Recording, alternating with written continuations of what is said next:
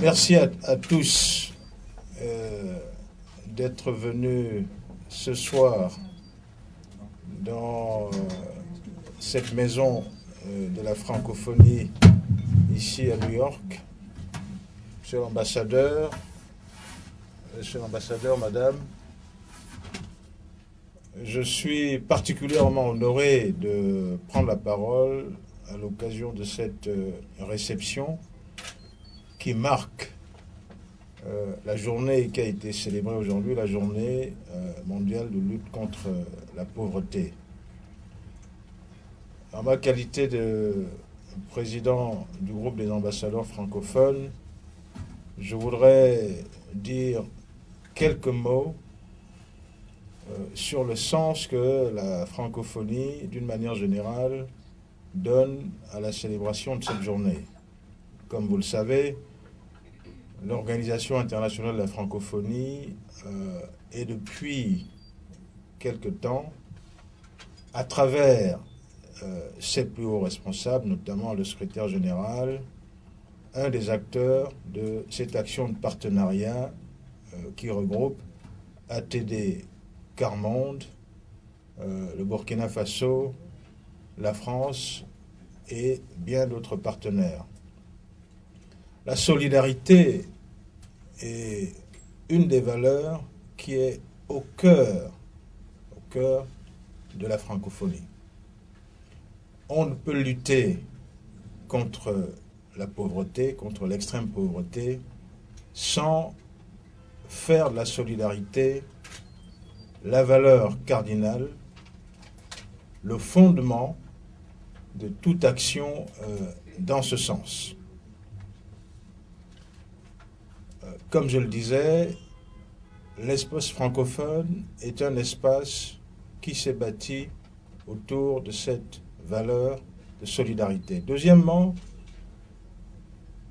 lutter contre la pauvreté, c'est aussi affirmer, défendre les droits fondamentaux de la personne. C'est aussi un des principaux chevaux de bataille de l'action de la francophonie aujourd'hui. La défense des droits de l'homme, la défense des droits de la personne. Enfin, la francophonie essaye, avec bien d'autres, d'œuvrer en faveur d'un système économique mondial plus humain,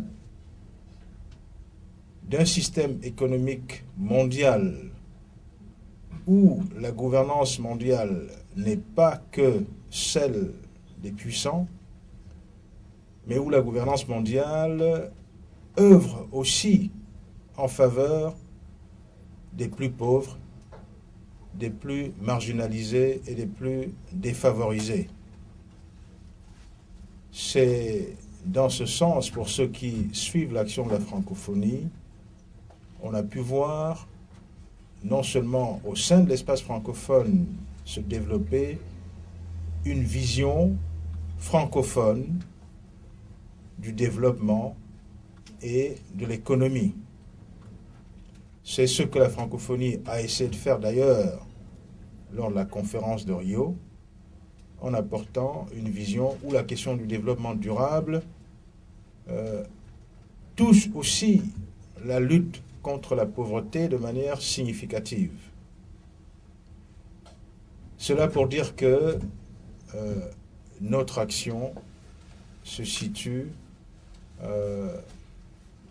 dans le sens de la journée que nous avons célébrée aujourd'hui, dans le sens de la défense des plus défavorisés, des plus démunis, et en espérant que nous continuerons à apporter notre pierre à ce combat contre la pauvreté, qui reste un combat de tous les instants. Nous faisons des petits pas, nous progressons, mais la bataille reste encore une longue bataille qui nécessite toutes les intelligences, qui nécessite toutes les initiatives qui nécessitent la participation de tous, et surtout qui doit s'appuyer sur la voix de ceux qui sont concernés en premier par ce problème. Je me rappelle de ce que un ancien président de la Banque mondiale me disait un jour. On fait beaucoup d'études sur la pauvreté, on publie beaucoup d'analyses sur la pauvreté. Il disait, je n'ai pas besoin de tout ça, je sais la reconnaître lorsque je la vois. Et ce qui est plus important, du moins pour nous en francophonie, c'est cette action qui n'a pas besoin de beaucoup d'études, beaucoup d'analyses, mais qui porte réellement, directement vers ceux qui souffrent de cette pauvreté. Voilà, Excellences, Mesdames et Messieurs, ce que je souhaitais dire au nom de tous les ambassadeurs francophones, au nom de la communauté francophone qui, comme vous le savez, vient de tenir un nouveau sommet à Kinshasa, ou encore la question du développement durable et bien sûr la lutte contre la pauvreté était au cœur des préoccupations du chef d'État de la francophonie. Je vous remercie.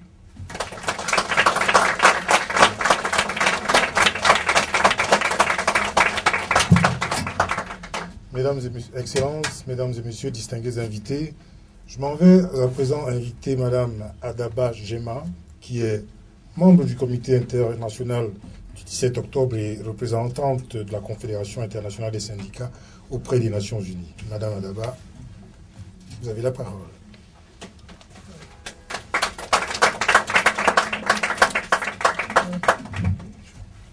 Merci beaucoup.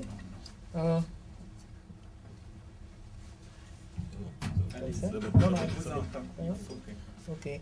Ça me fait plaisir de représenter le comité du 17 octobre et de profiter de cette occasion pour dire combien je suis contente que l'organisation de la francophonie nous invite à partager ce moment très important. Je voudrais expliquer ce que c'est le comité du 17 octobre.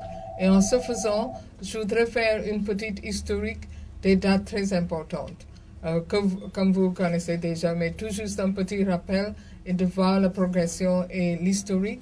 Je commencerai avec 1987 et la marche sur Trocadéro et la présentation de la réplique. Et l'action de tous ensemble en solidarité. Vous avez parlé de la solidarité au niveau de la francophonie. Je pense qu'il y a un lien très important avec la solidarité de tous et chacun. Nous sommes ensemble, ce n'est pas une question que nous sommes là et ceux qui vivent en pauvreté sont de l'autre côté. Nous sommes tous ensemble, nous partageons la même humanité. Et ça, c'était l'esprit de la marche sur Trocadéro. Et puis, au niveau international, ATD Quart Monde a lutté pour emmener toute cette problématique vers les Nations Unies. Et alors, en 1992, au niveau des Nations Unies, la journée a été établie. Donc ça, c'était une date très significative pour la première fois. En 1992, ça a été établi comme la journée internationale pour la lutte contre la pauvreté et pour l'élimination de la pauvreté.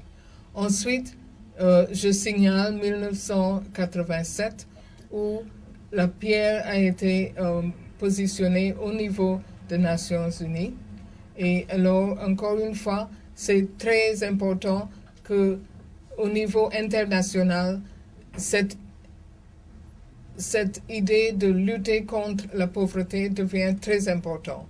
Ensuite, en 2006, le secrétaire général a publié un rapport important sur tout ce qui est l'observation de la journée. Donc ça, c'était aussi très important. Et au niveau de ATD Quart Monde, il y avait eu toute une discussion pour dire beaucoup de gens maintenant deviennent très conscients de l'importance de cette journée pour la sensibilisation sur la pauvreté. Mais il y a l'esprit fondamental qui était l'idée de Père Regency concernant le fait que nous devons être tous ensemble et surtout nous devons donner la voix aux personnes qui vivent en situation de pauvreté. Et nous ne voulions pas perdre de vue cet aspect très important, l'aspect qui est lié aux droits de l'homme. Et comme cette journée prenait de l'ampleur, d'autres mouvements sociaux et d'autres mouvements de la justice s'associaient. Et bien souvent, des mouvements sont ce qu'on appelle en anglais top-down. C'est-à-dire les gens se mettent ensemble et décident, nous savons ce qu'il faut faire, nous irons vers les pauvres, nous allons leur dire ce qu'ils doivent faire, nous allons leur apporter des projets et tout. Et notre souci, c'est que l'esprit de la participation des gens qui vivent en pauvreté, entendent leur voix, qu'ils doivent parler, que ça c'est le sens de la journée et c'est le sens du mouvement. Alors nous avons dit que nous devons constituer un comité qui serait en quelque sorte le gardien de l'esprit de la journée. Et nous avons fondé ce comité en 2007. Et c'était ça l'idée, de maintenir. Et nous avons un ensemble de moyens. Nous soutenons les gens dans tous les différents pays pour leur célébration. Nous avons publié un livre, c'est un guide ou un manuel où on fait l'archivage de ce qui est fait pour cette journée, pour inspirer d'autres pour faire autant et pour maintenir l'esprit essentiel de la journée. Et c'est ça le but de ce comité de 17 octobre. Et alors, nous soutenons les différents mouvements, les membres soutenons la célébration dans leur pays. C'est un comité international. Et comme vous savez, M. Abdou Diouf faisait partie de ce comité. Il est membre fondateur depuis 2007. Et cette année, il nous annonce qu'il restera en tant que ami du comité de 17 octobre, mais compte tenu de toutes ses préoccupations, il ne sera pas possible pour lui de continuer en tant que membre. Donc, cela veut dire que nous sommes en principe très liés à tout le mouvement et à l'organisation de la francophonie et nous sommes reconnaissants pour votre soutien.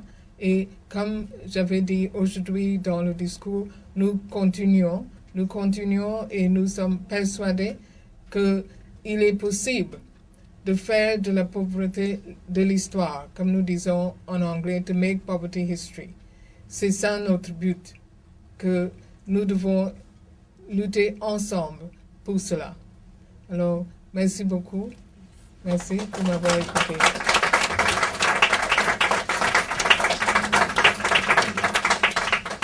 Je m'en vais à présent, mesdames et messieurs, vous inviter à écouter son Excellence Der Kogla, ambassadeur du Burkina auprès des Nations Unies. Excellence, vous avez la parole. Merci beaucoup. Je ne serai pas long. Je voudrais d'abord féliciter la représentation permanente de la francophonie pour cette initiative de créer cet espace vraiment pour la presse francophone, permettre à cette presse de s'exprimer au niveau des Nations Unies ici. Et je crois que c'est une très bonne initiative à saluer et à féliciter. Et je crois que l'ambassadeur, le président, l'ambassadeur Misson ici a déjà tout dit sur les idéaux et les valeurs de la francophonie. Et Madame Adada a expliqué de long en large la profondeur même de cette journée. Ce que je dirais en plus, c'est tout simplement vous demander, vous, hommes des médias, de travailler justement à faire connaître davantage les problèmes des pauvres, à faire connaître davantage aussi ce que les personnes pauvres sont en train de faire pour sortir de l'ornière. Et je dirais que le travail se mène très bien à votre niveau, d'autant plus que je viens de regarder à la télé, sur la télé de mon pays, les manifestations qui se sont déroulées aujourd'hui même concernant cette journée. C'est pour dire que la presse a un rôle très important dans cette lutte-là, dans cette lutte de l'élimination de la pauvreté, qui est menée depuis de longue date et qui est difficile. Et nous sommes à l'orée de 2015, mais on se demande si le nombre de pauvres va diminuer, puisque les statistiques nous montrent tout à fait le contraire. Donc la lutte est encore âpre et longue. et toutes les parties prenantes doivent y contribuer. Et c'est là le rôle également de la presse. La presse a un rôle à jouer. Et je crois que vous faites très bien de permettre justement aux journalistes francophones ici à New York de se retrouver autour de ce genre de thème pour non seulement apprendre davantage sur ce qui se fait, mais aussi recueillir les impressions des uns et des autres et directement les personnes concernées. Je sais que ce soir, il y a certains éléments, certaines personnes qui sont là, qui vont témoigner et ça pourra enrichir davantage vos écrits et ce que vous allez porter à l'attention justement des auditeurs au niveau mondial. Donc, je voudrais vous féliciter sincèrement et dire que le Burkina est dans cette lutte depuis de longues années. Et avec ATT Carmonde, nous faisons de très bonnes choses dans notre pays pour sortir un certain nombre de personnes de la pauvreté, notamment les enfants de la rue. Et je crois que c'est des initiatives qu'il faut encourager et élargir le cercle de ces initiatives, que ce ne soit pas toujours les gouvernants qu'on regarde, mais aussi la base, la société civile, les populations elles-mêmes à la base, pour qu'on puisse un jour dire qu'il y a un partage des ressources naturelles, des ressources économiques, des ressources tout court du monde, en égalité pour tous les hommes. Je vous remercie.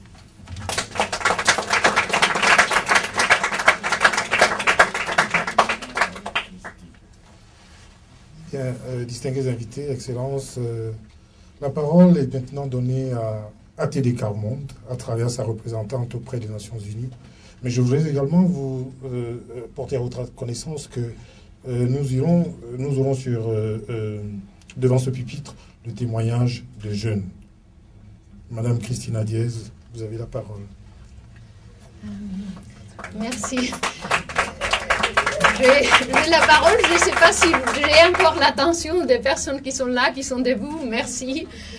C'est pas facile. Je vais être très, très, très brève parce qu'on a dit l'esprit de la journée, c'est donner la voix aux personnes qui vivent dans la pauvreté. Mais c'est pas seulement donner la voix, c'est donner l'espace pour que leur connaissance, leur savoir soit entendu et soit pris au sérieux et soit tenu en compte quand on retourne aux Nations Unies pour discuter les politiques et les programmes de lutte contre la pauvreté.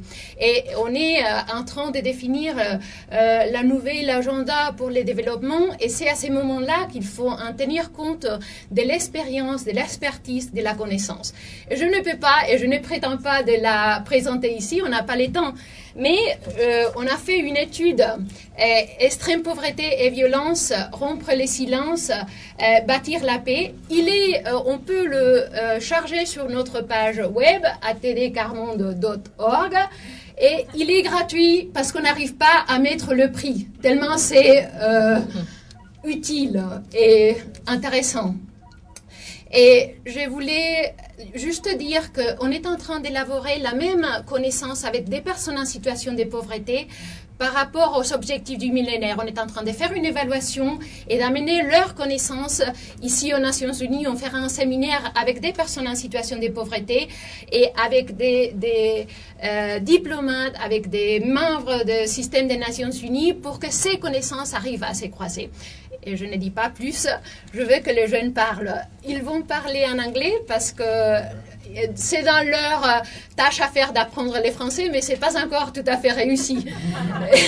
Et donc, Malcolm, Kevin, Lamisha et Samantha, c'est à vous aujourd'hui.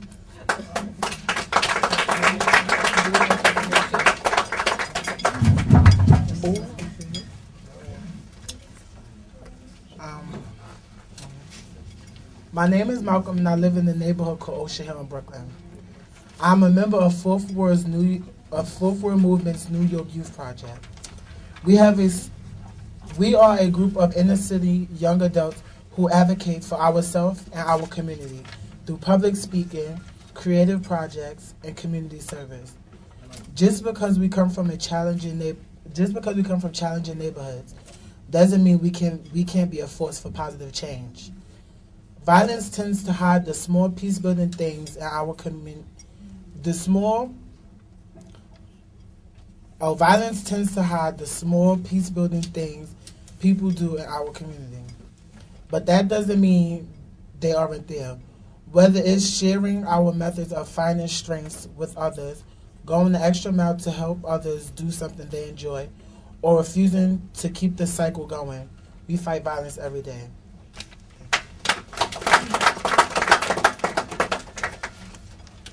Hi, my name is Kayvon and I love to dance.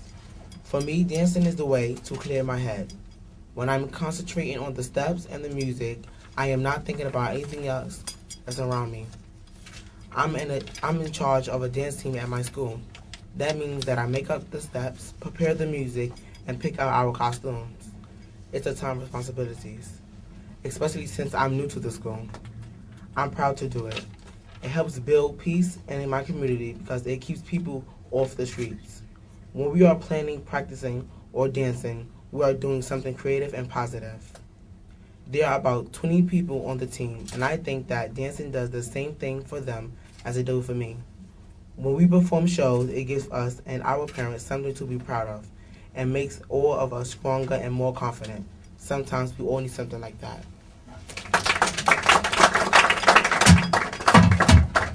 Hello, good night. My name is Lamesha Prince. My best friends, Lakiata Stewart and Fuji Kalange and I, make our lives and our communities more peaceful through meditation. At our Awake Youth Project, we teach our peers meditation to control their anger and their actions so they will have more control over their lives. I like to joke that the biggest source of violence in my life is the words that come out of my mouth. But through practice, I can deal with the situations that make me angry more calmly and more successfully. Meditation has changed my life for the better, and I hope that sharing it with people I know will help them to succeed like it did for me.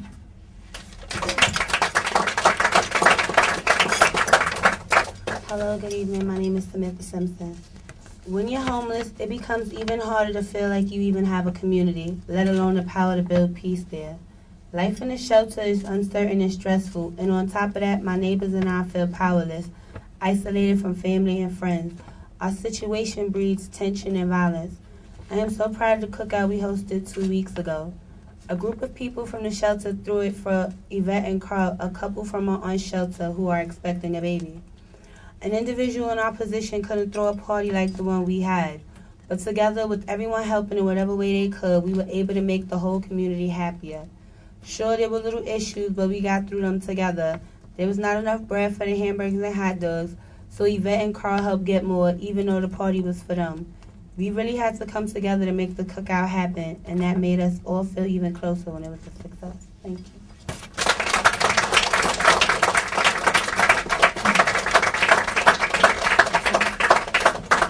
Excellences, chers confrères, distingués invités. Maintenant est venu le moment de passer au cocktail. Nous vous invitons de ce fait à vous diriger dans la salle à laquelle vous étiez habitués, pour lequel le rôle a été inversé aujourd'hui. Donc, à vous le buffet. Merci.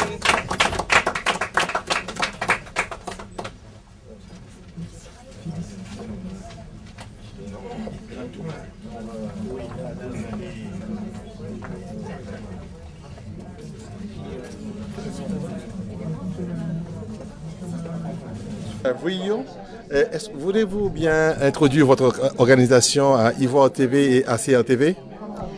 Oui, je suis Christine Adier, je travaille pour le mouvement international ATD Carmonde, qui est un mouvement qui travaille dans la lutte contre l'extrême pauvreté, dans la défense des droits de l'homme.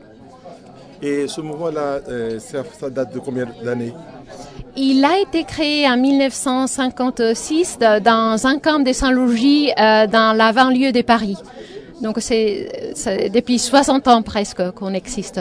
Alors madame, quel est votre champ d'action? Parce que tout à l'heure vous avez vu être accompagné par des jeunes. Est-ce que votre cible c'est beaucoup plus la jeunesse? Non, on travaille avec des personnes en situation de pauvreté. Donc, on a des projets des bibliothèques des rues pour des enfants dans des quartiers défavorisés. On a des projets avec des jeunes pour l'accès à la formation, pour l'accès à la prise de parole, pour avoir accès à une bonne éducation. Mais on a aussi des projets qui s'appellent Université populaire avec des adultes en situation de pauvreté pour leur permettre justement d'élaborer leurs connaissances et pour partager cette connaissance de ce qui est l'extrême pauvreté avec d'autres acteurs dans la société. Quel est l'apport des Nations Unies dans le processus de la réalisation de vos projets? On travaille normalement, on est dans 33 pays et il y a plusieurs pays avec lesquels on travaille, soit avec l'UNICEF, soit avec le PNUD. Et ici aussi, on a un très bon contact avec les Nations Unies et on travaille pour que des personnes en situation de pauvreté, leur connaissance, leur savoir arrivent à influencer les agendas et les décisions qui se prennent ici à l'ONU. Et vous travaillez ici aux États-Unis ou il y a d'autres pays où votre organisation est active? Nous sommes dans 33 pays partout dans le monde, dans l'Asie, en Afrique, en Europe et en Amérique latine et en Amérique du Nord. Vous avez parlé du quart-monde. C'est quoi le quart-monde pour vous? Et le quart-monde, c'est le peuple qui reste exclu dans les premiers mondes. Donc, même si dans des pays développés, on a des personnes qui sont exclues, qui sont pas tenues en compte par la société, qui se sentent pas acceptées, qui se sentent humiliées, et eux forment ces peuples du quart-monde. Et c'est comme ça qu'on a commencé à appeler ces peuples du quart-monde, mais aussi on a découvert au fil des années que les personnes en situation d'extrême pauvreté, soit qu'ils habitent au Burkina ou qu'ils habitent en Suisse ou qu'ils habitent en Espagne ou aux États-Unis, ils partagent une même expérience d'exclusion, de ne pas être tenus en compte, de se sentir laissés de côté, de sentir que leur pays ne compte pas avec eux pour bâtir le futur et pour bâtir la société. Et ces sentiments d'exclusion, il est les mêmes, peu importe le pays, peu importe le niveau de développement du pays. Aujourd'hui, c'est la journée mondiale de l'éradication de la pauvreté. Qu'est-ce que votre structure a mené comme activité? Nous avons fait une commémoration au niveau des Nations Unies pour amener la voix des personnes en situation de pauvreté, mais aussi pour amener des artistes qui ont collaboré, pour amener la musique et pour amener des personnes, des ambassadeurs, des décideurs, parler tous ensemble pendant cette commémoration. Si vous avez un appel à lancer? C'est que l'extrême pauvreté, ça nous concerne tous et que ce n'est pas seulement l'engagement des États qui va en finir, c'est l'engagement de tous les citoyens pour construire un monde où il n'y a plus l'exclusion. Merci, madame. Vous l'avez découvert ici. Encore un hit que vous avez découvert. Ivoire TV. Ivoire TV.